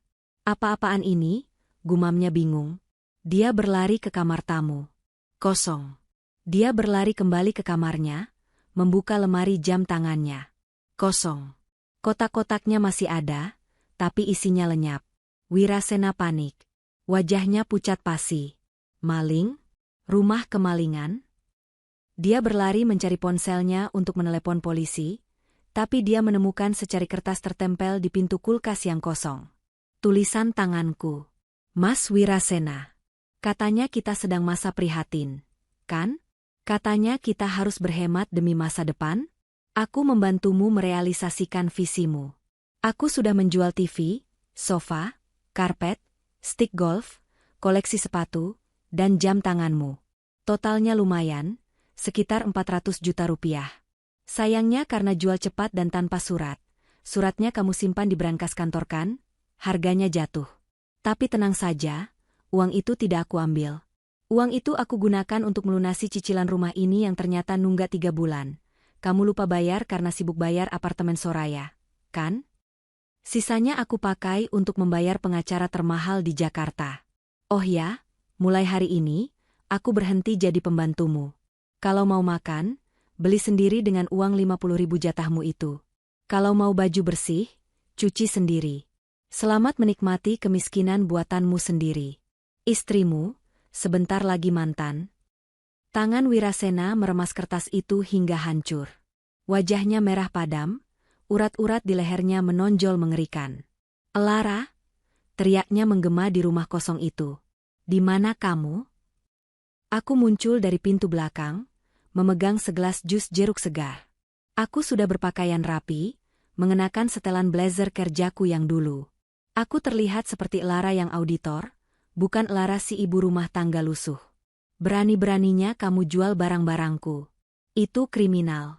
Aku lapor polisi," teriak Wirasena, menunjuk wajahku. "Silakan lapor," jawabku tenang sambil menyesap jus. "Barang-barang itu dibeli saat masa pernikahan. Itu harta bersama. Aku berhak menjualnya untuk kebutuhan hidup, karena suami tidak memberi nafkah yang layak. Pasal 34 UU Perkawinan, Mas. Suami wajib melindungi istri dan memberikan segala sesuatu keperluan hidup berumah tangga. Kamu melanggarnya, jadi aku mengambil hakku." "Kamu gila. Itu jam tangan investasiku." "Investasi bodong," koreksiku. "Sama seperti investasimu pada Soraya." Aku meletakkan gelas jus di meja dapur yang kosong. "Sekarang, keluar dari rumah ini. Ini rumah warisan bapakku. Sertifikat atas namaku. Kamu tidak punya hak tinggal di sini lagi." Wirasena ternganga. Dia seolah ditampar bolak-balik oleh realita. "Kakakmu mengusirku? Aku suamimu." "Suami macam apa yang kasih makan istri 50.000 tapi belikan selingkuhan apartemen 4,5 miliar? Serangku balik, suaraku meninggi untuk pertama kalinya. Wirasena mundur selangkah. Dia sadar aku tahu soal apartemen itu. Wajahnya berubah dari marah menjadi takut. Rahasianya terbongkar. "Dengar, El, soal apartemen itu aset perusahaan, atas nama Soraya cuma pinjam nama. Simpan dongengmu untuk hakim pengadilan agama," potongku. "Koper bajumu sudah kutaruh di teras. Keluar sekarang, atau aku panggil satpam komplek untuk menyeretmu keluar sebagai pengganggu ketertiban." Wirasena menatapku, mencoba mencari sisa-sisa Lara yang penurut. Tapi dia tidak menemukannya. Dia hanya menemukan tembok beton yang dingin. Dengan napas memburu dan harga diri yang hancur lebur, Wirasena berbalik. Dia berjalan keluar dengan langkah berat. Di teras, kopernya tergeletak begitu saja. Dia mengambilnya, lalu menatap rumah besar yang kini tertutup baginya. Dia masuk ke mobilnya, membanting pintu, dan melaju pergi. Aku mengunci pintu rumah. Menyandar di baliknya. Tubuhku merosot ke lantai. Air mataku menetes, tapi kali ini air mata kelegaan. Babak bertahan sudah selesai. Rumah ini sudah bersih dari parasit. Sekarang saatnya babak penyerangan. Pesta amal Soraya tinggal 2 hari lagi. Dan aku akan pastikan itu menjadi pesta perpisahan bagi kehidupan mewah mereka. Hotel mulia Senayan malam itu bermandikan cahaya keemasan. Mobil-mobil mewah berderet menurunkan penumpang di lobi utama. Wanita-wanita dengan gaun malam seharga puluhan juta dan pria-pria berjas rapi berjalan masuk menuju Grand Ballroom. Mereka hadir untuk satu tujuan mulia yang terpampang besar di spanduk depan. Charity Night, A Night for Survivors, hosted by Soraya Valenka Foundation.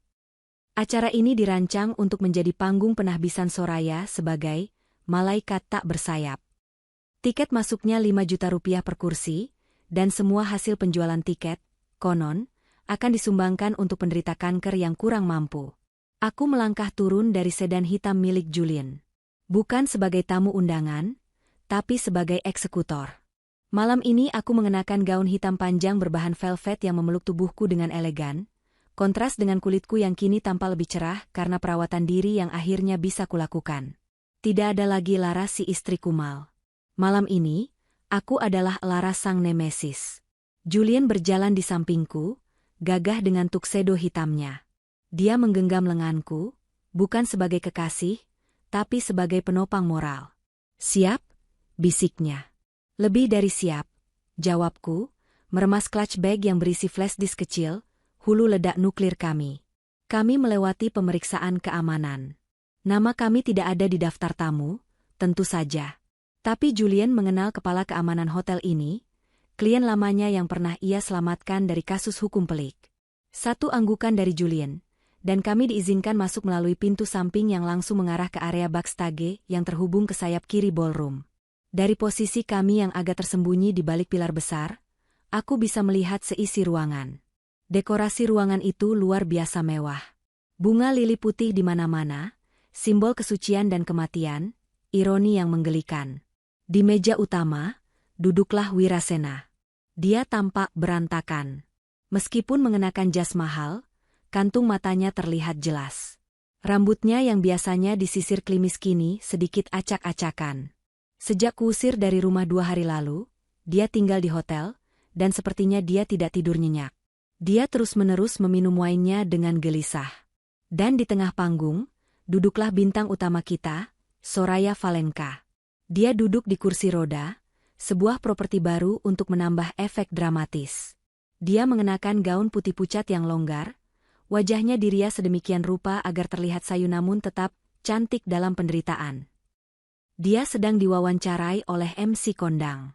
"Mbak Soraya," suara MC menggema lembut. "Apa yang membuat Anda tetap kuat berjuang melawan penyakit ini, sambil tetap memikirkan orang lain?" Soraya terbatuk kecil, memegang dadanya, lalu tersenyum lemah ke arah kamera yang menayangkan wajahnya ke 2 layar raksasa di kiri kanan panggung. "Cinta," jawabnya dengan suara bergetar. "Cinta dari teman-teman, dan terutama dari seseorang yang sangat spesial. Pak Wirasena, yang selalu ada di samping saya." Soraya menunjuk ke arah Wirasena. Lampu sorot spotlight menghantam wajah suamiku. Wirasena tersenyum canggung, melambaikan tangan. Tepuk tangan riuh membahana. Para sosialita bodoh itu menyeka air mata mereka, terharu melihat cinta sejati itu. Aku merasakan perutku mual melihat sandiwara itu. Wirasena terlihat seperti orang yang sedang menunggu eksekusi mati, komentar Julian sinis. "Memang," jawabku dingin, "dan kita adalah algojonya." Julian memberi kode pada salah satu staf teknisi di ruang kontrol audiovisual di balkon atas. Teknisi itu, bayaran kami, mengacungkan jempol samar. "Acara selanjutnya adalah pemutaran film dokumenter singkat tentang perjuangan Mbak Soraya," kata MC dengan nada sendu. "Mari kita saksikan bersama, dan siapkan donasi terbaik Anda." Lampu ruangan dipadamkan. Suasana menjadi hening dan hikmat.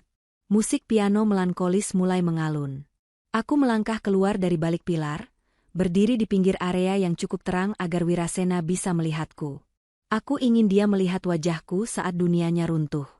Layar raksasa itu menyala. Menampilkan montase foto-foto Soraya di rumah sakit. Tangan diinfus, Soraya menatap jendela dengan sedih. Soraya sedang berdoa. Musiknya begitu menyayat hati. Beberapa wanita di meja depan mulai terisak. Wirasena menatap layar itu dengan tatapan kosong. Mungkin di kepalanya, dia masih mencoba meyakinkan dirinya sendiri bahwa pengorbanannya, kehilangan rumah, kehilangan istri, kehilangan aset, adalah sepadan demi wanita suci di layar itu. Tiba-tiba, layar berkedip. Glitz. Musik piano terhenti mendadak dengan suara cheat yang nyaring. Penonton mulai berbisik-bisik bingung. "Loh, kenapa ini? Rusak?" Layar menjadi hitam selama 3 detik. Lalu, boom. Suara dentuman bass musik EDM, electronic dance music, meledak dari sound system berkekuatan ribuan watt. Volume maksimal. Suara itu begitu keras, hingga membuat gelas-gelas di meja bergetar. Layar kembali menyala. Tapi bukan lagi gambar rumah sakit. Video itu tajam, resolusi 4K. Tanggal rekamannya tertera di pojok bawah, 2 hari yang lalu. Di layar, Soraya, si pasien kanker stadium 4 yang barusan duduk di kursi roda, sedang melakukan gerakan twerking yang agresif di atas meja bar sebuah klub malam. Dia mengenakan crop top minim, memegang botol Grey Goose di satu tangan dan vape di tangan lain. "Woho! Hidup itu indah, bestie!" teriak Soraya di video itu, suaranya sangat jelas mengatasi musik. Kepanikan melanda ballroom. Operator di ruang kontrol, yang asli, Panik mencoba mematikan video, tapi sistemnya sudah dikunci oleh orang kami. Video itu tidak bisa dihentikan. Adegan berganti.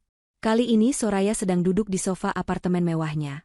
Apartemen yang dibeli Wirasena, dikelilingi tas-tas belanjaan Hermes dan Louis Vuitton.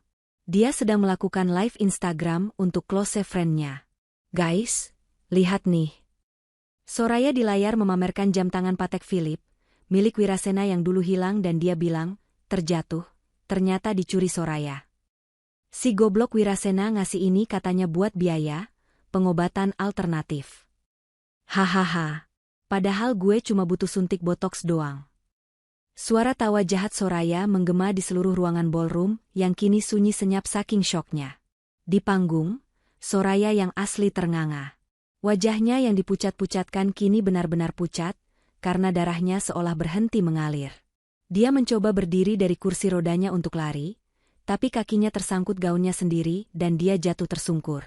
Dia lupa dia harusnya lumpuh. Video berlanjut ke bagian paling mematikan.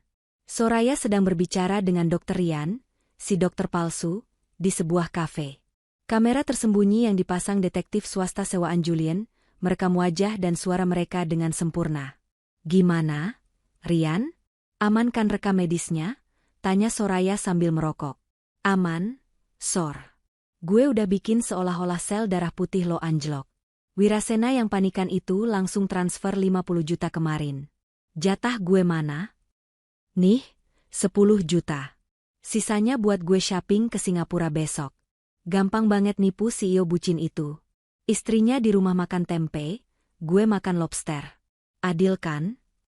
Video berakhir dengan frase frame wajah Soraya yang tertawa licik, dengan tulisan besar berwarna merah darah muncul di layar.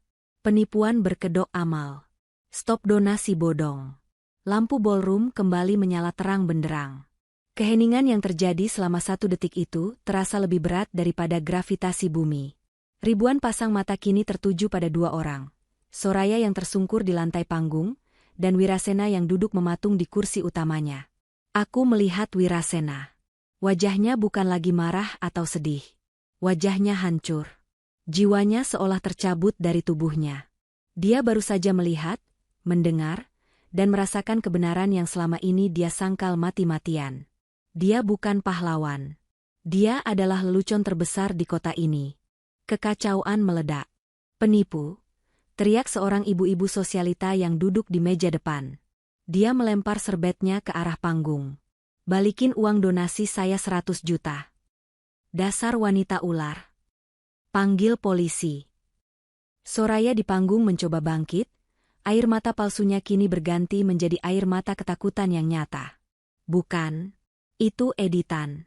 Itu deepfake. Saya dijebak. Teriaknya histeris, tapi suaranya tenggelam oleh cemoohan ratusan orang. Dia mencoba lari ke belakang panggung, tapi 2 petugas keamanan bertubuh besar, yang sudah disiagakan Julian, menghalanginya. Di tengah kekacauan itu, Wirasena perlahan berdiri. Gerakannya kaku seperti robot. Dia berjalan mendekati panggung. Langkahnya berat. Orang-orang memberinya jalan, bukan karena hormat, tapi karena ngeri melihat aura gelap yang memancar darinya. Wirasena naik ke atas panggung. Dia berdiri di hadapan Soraya yang gemetar. Mas Wira, kamu percaya aku kan? Soraya mencoba memegang tangan Wirasena. Itu ulah Lara. Istrimu yang jahat itu mau menghancurkan kita. Wirasena menatap tangan Soraya yang memegangnya. Tangan yang sama yang di video tadi memegang botol alkohol dan uang hasil tipuan. Plah, tamparan itu begitu keras, hingga bunyinya terdengar sampai ke sudut ruangan tanpa perlu mikrofon. Soraya terpelanting jatuh kembali ke lantai. Jangan sebut nama istriku dengan mulut kotormu. Suara Wirasena parau, bergetar menahan amarah yang sudah diubun-ubun. Istriku makan tempe. Sementara kamu makan lobster dari uangku? Kamu bilang kamu sekarat? Wirasena mencengkeram kerah gaun Soraya, menariknya mendekat. Mana kankernya? Mana? Kembalikan uangku. Kembalikan apartemenku. Kembalikan hidupku. Wirasena mengguncang tubuh Soraya dengan brutal. Orang-orang mulai berteriak ketakutan. Wirasena sudah kehilangan kendali. Cukup, Pak Wirasena. Suara tegas Julian memecah drama itu. Julian naik ke panggung, diikuti oleh 4 orang petugas kepolisian berseragam lengkap. Aku berjalan di belakang mereka, menatap lurus ke mata Wirasena. Wirasena melepaskan cengkeramannya. Dia melihatku. Matanya basah. Lara, lihat aku sudah menghukumnya. Aku sudah tahu sekarang. Maafkan aku, kita bisa perbaiki ini, kan? Dia menatapku dengan harapan putus asa, berharap aku akan lari memeluknya seperti istri bodoh yang dulu. Aku berdiri 2 meter darinya, menatapnya seperti menatap sampah yang harus dibuang. Terlambat, Mas, jawabku datar. Seorang perwira polisi maju. Saudari Soraya Valenka dan saudara Dr. Rian Santoso, polisi itu menunjuk ke arah Rian yang mencoba kabur lewat pintu samping namun sudah ditangkap. Anda kami tahan atas dugaan tindak pidana penipuan, penggelapan dana publik, dan pemalsuan dokumen medis. Anda berhak diam. Borgol besi dipasang di pergelangan tangan Soraya yang halus. Dia menjerit, meronta, memaki-maki semua orang. Wirasena, tolong aku. Jangan biarkan mereka membawaku. Aku cinta kamu. Wirasena hanya diam, menatap kosong saat kekasih hatinya diseret keluar seperti kriminal biasa. Lalu polisi itu berbalik ke arah Wirasena. Bapak Wirasena, kata polisi itu. Mohon maaf, Anda juga harus ikut kami ke kantor polisi untuk dimintai keterangan sebagai saksi korban sekaligus terduga pelaku penelantaran rumah tangga sesuai laporan Ibu Lara. Wirasena ternganga. Saya? Tapi saya korban. Bapak memalsukan tanda tangan Ibu Lara untuk pembelian apartemen senilai 4,5 miliar. Bukan? Sela Julian tajam. Itu pidana, Pak. Dan karena Bapak juga menggunakan dana perusahaan secara tidak sah untuk keperluan pribadi, Dewan Komisaris Perusahaan Bapak baru saja menelepon saya. Mereka memecat Bapak secara tidak hormat malam ini juga. Wirasena ambruk. Lututnya menyentuh lantai panggung. Dalam satu malam, dia kehilangan selingkuhannya, hartanya, jabatannya, dan reputasinya. Aku berbalik badan, tidak ingin melihat kehancurannya lebih lama lagi. Aku berjalan turun dari panggung, meninggalkan ballroom yang masih riuh itu. Langkahku ringan. Udara malam di luar hotel terasa begitu segar. 1 bulan setelah malam itu, Pengadilan Agama Jakarta Selatan menjadi saksi akhir dari pernikahan kami. Wirasena hadir di ruang sidang dengan penampilan yang menyedihkan. Dia kurus, wajahnya tidak terawat. Tanpa jabatan CEO, tanpa fasilitas kantor, dan dengan semua aset yang dibekukan oleh pengadilan, sita marital, atas permohonan Julian, Wirasena benar-benar tidak punya apa-apa. Dia tinggal di sebuah kamar kos sempit, bertahan hidup dari sisa-sisa uang tunai yang dia sembunyikan, yang kini makin menipis. Soraya sudah resmi menjadi tersangka dan ditahan di rutan Pondok Bambu. Apartemen di Pakubuwono disita sebagai barang bukti hasil kejahatan pencucian uang dan penipuan. Dr. Rian pun sudah dicabut izin praktiknya dan menunggu vonis penjara. Di ruang mediasi, Wirasena mencoba memohon sekali lagi. Lara, tolonglah. Suaranya serak, matanya merah. Cabut gugatan sita aset itu. Kalau harta Gonogini dibagi 2, aku masih bisa bangkit. Aku bisa mulai bisnis lagi. Aku janji, aku akan ganti semua uangmu yang dulu. Kita bisa rujuk. Aku hilaf. Aku duduk di hadapannya, didampingi Julian. Aku meletakkan sebuah buku tabungan tua di meja. Buku tabungan masa awal pernikahan kami. Mas ingat ini? Tanyaku. Wirasena menatap buku itu. Itu tabungan rencana haji kita. Dulu isinya 50 juta. Waktu aku cek kemarin, isinya tinggal 100.000. Kamu ambil semuanya buat beli tas Soraya, kan? Wirasena menunduk, malu. Mas, kamu bukan hilaf. Kamu jahat, kataku tenang. Kamu membiarkan aku kelaparan, membiarkan aku berjalan kaki ke pasar, membiarkan aku memakai baju sobek. Sementara kamu membangun istana untuk pelacur itu. Aku sudah minta maaf. Bentaknya frustrasi. Apalagi yang kamu mau? Kamu mau aku mati? Aku tidak mau kamu mati. Itu terlalu mudah. Jawabku. Aku mau kamu hidup panjang umur. Mas. Hidup yang lama supaya kamu bisa merasakan setiap detik penyesalan, karena telah membuang berlian demi memungut batu kali. Aku menoleh pada Julian.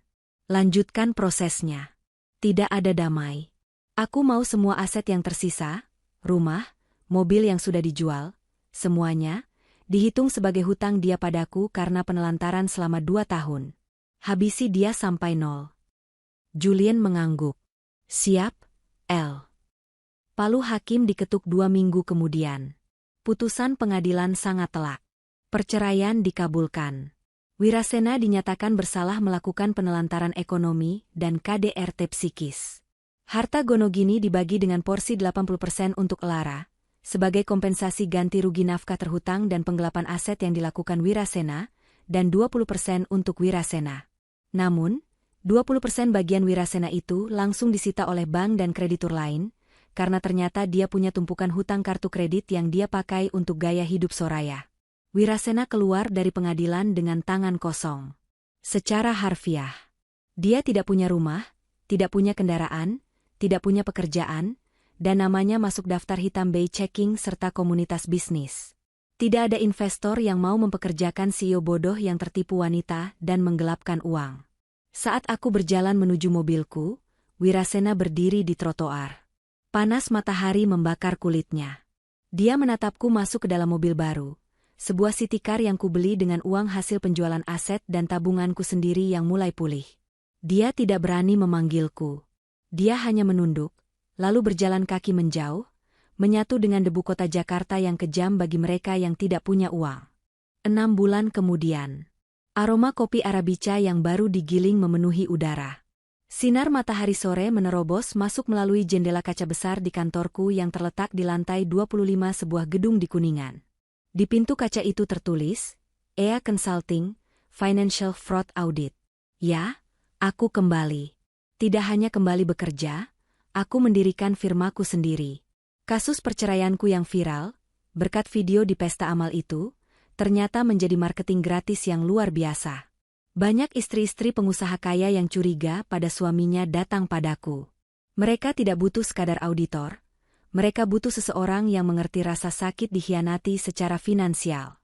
Aku menjadi spesialis dalam melacak aset tersembunyi dalam sengketa perceraian.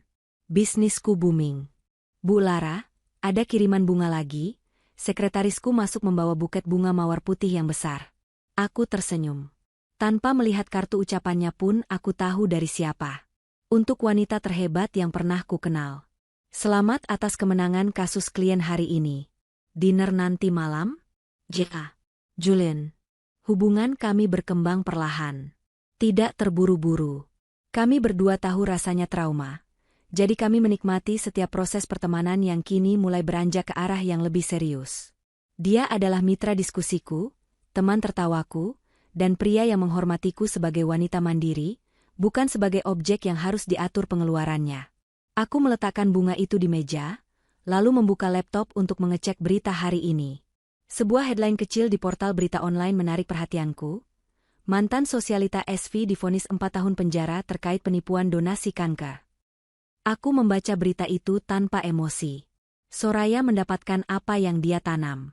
Masa mudanya akan habis di balik jeruji besi, dan saat dia keluar nanti, kecantikannya sudah pudar, hartanya habis, dan tidak ada lagi Dedi yang mau membiayainya. Lalu, mataku menangkap berita lain di kolom kriminalitas kriminal ringan. Seorang pria parubaya berinisial W ditangkap warga karena mencoba mencuri kotak amal di sebuah masjid di kawasan pinggiran Jakarta.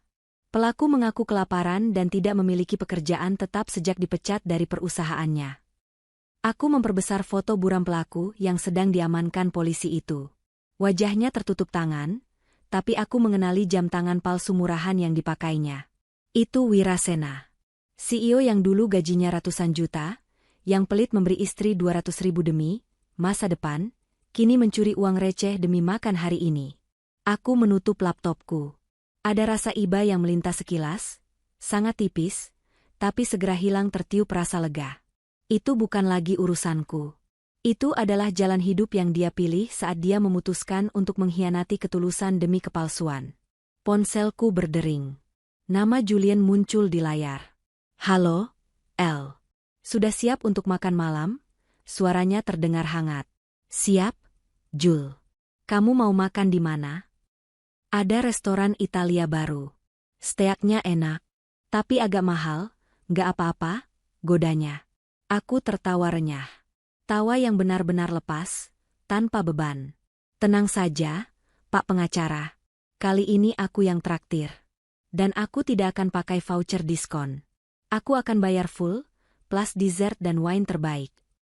Asyik. Meluncur. Aku menutup telepon, mengambil tasku, sebuah tas kerja kulit berkualitas yang kubeli dengan uangku sendiri, dan melangkah keluar kantor. Langkahku mantap, daguku terangkat. Dulu, aku menghitung setiap rupiah demi bertahan hidup. Sekarang, aku menghitung berkat dan kesuksesan. Lara Anindya bukan lagi korban. Dia adalah pemenang. Dan hidup yang sebenarnya, baru saja dimulai. Baru saja dimulai. Baru saja dimulai. Baru saja dimulai. Baru saja dimulai. Baru saja dimulai. Baru saja dimulai.